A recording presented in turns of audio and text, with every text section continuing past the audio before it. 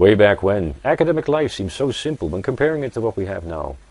In the sciences there were these disciplines of which the meaning was well understood. Physics, chemistry, mathematics, biology, medicine, just to name a few. Computer science was young and would be considered by many to remain in that state. In fact, it was generally thought that computer science was just a special track of mathematics. Applied mathematics, that is, not real mathematics, of course.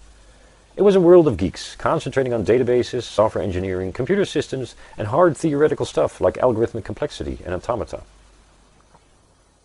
But life was good, and most disciplines were doing well, gradually growing and becoming increasingly sophisticated. Even computer science wasn't doing so bad, and it didn't last very long until we were seeing real computer science departments emerge, separated from the mathematicians. The field was also moving forward. Next to what gradually became known as core computer science, new fields started to pop up. Of course, as they loved a good internal fight as well, no computer scientist ever defined what non-core computer science was. An important non-core computer science field was artificial intelligence. Nobody understood what these guys were doing, often including themselves. At the same time, nobody really foresaw that what they were doing was soon to become a major part of the core of modern computer science. By now, it has been recognized that what was once considered outside the core had moved into that core.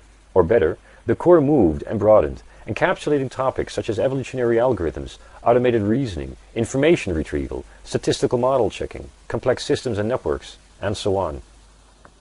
So informatics, as it was also called, grew more. Strangely enough, the number of new students had always been relatively low, while at the same time everyone was yelling and screaming that we needed these ICT graduates. Ah well. But there was something else going on as well. These other sciences, be they from the natural sciences or humanities, were increasingly relying on computing facilities. Just as they often needed math to do their science, they were in a real need of using computers. And it didn't last long before they realized that they needed more than computers. They needed new stuff that could run on computers. That new stuff was what the computer scientists had always been studying. So these other folks started creating computer science groups. They didn't call them as such, but instead used words like digital humanities, e-psychology, and so on. That's where we stand as of today. About, I would say. Now coming to this point, let's make an attempt at predicting the future and look at two different scenarios. Here's the first scenario. The computer scientists picked up an old discussion of real and non-real computer science, effectively placing everything these other scientists were doing as applied computer science. That not being real computer science, it could be safely dismissed as being quite irrelevant when considering the contributions to computer science, that is, the one with capital letters. However, it was strange that these applied computer sciences were doing so well. In fact, most of all these other sciences that were using computer stuff were doing very well, and these digital centers or e-science centers or whatever they were called were beginning to see the light of day everywhere. In the meantime, it was getting increasingly difficult for the original computer scientists to get students and funding. And at a certain point, the real computer science building needed to be downsized. It was just too big. Weird. Especially considering the size of these non-real computer science buildings. If things didn't change quickly, the real computer scientists would have to see the provost and demand to be the only scientists allowed to do computer science. Who do these other guys think they were anyway? They lost. What about this scenario? The computer scientists realized, together with many scientists from other fields, that the times were really changing. Where there used to be Science X with a big X, researchers were starting to talk about computational X. Computational physics, computational biology, computational chemistry, computational economics, computational law, computational linguistics, computational social sciences, computational psychology. So what to do? For one, folks teamed up and started new sciences, with capital letters of course. They built a new campus with computer science in the middle. Now the big danger, as everyone realized, was that if everyone just went on as before, it was never going to work.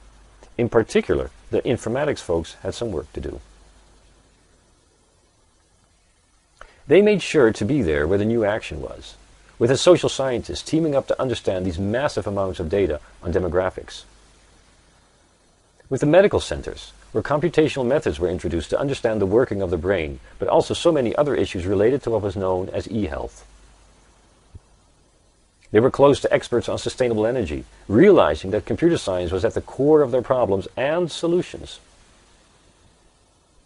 They teamed up with the gaming industry, and in fact, for outsiders, it was difficult to see the difference between games and computer science, as also happened to be the case for the next generation of new real computer scientists, by the way.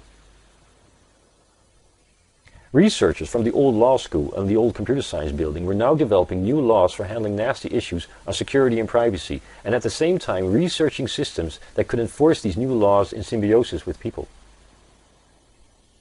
A complete new building was erected to study sports and computations, where sportsmen and women were continuously monitored and dynamically incentivized to work optimally in teams.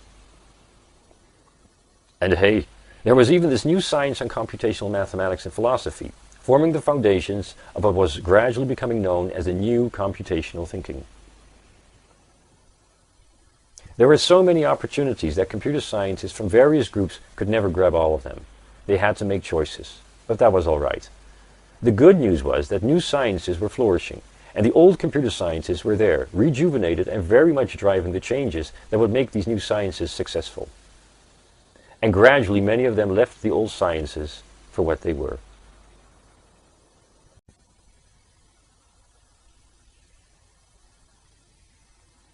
Way back when, academic life seemed so simple when comparing it to what we have now. In the sciences there were these disciplines of which the meaning was well understood. Physics, chemistry, mathematics, biology, medicine, just to name a few. Computer science was young and would be considered by many to remain in that state. In fact, it was generally thought that computer science was just a special track of mathematics. Applied mathematics, that is, not real mathematics, of course. It was a world of geeks, concentrating on databases, software engineering, computer systems, and hard theoretical stuff like algorithmic complexity and automata. But life was good, and most disciplines were doing well, gradually growing and becoming increasingly sophisticated. Even computer science wasn't doing so bad, and it didn't last very long until we were seeing real computer science departments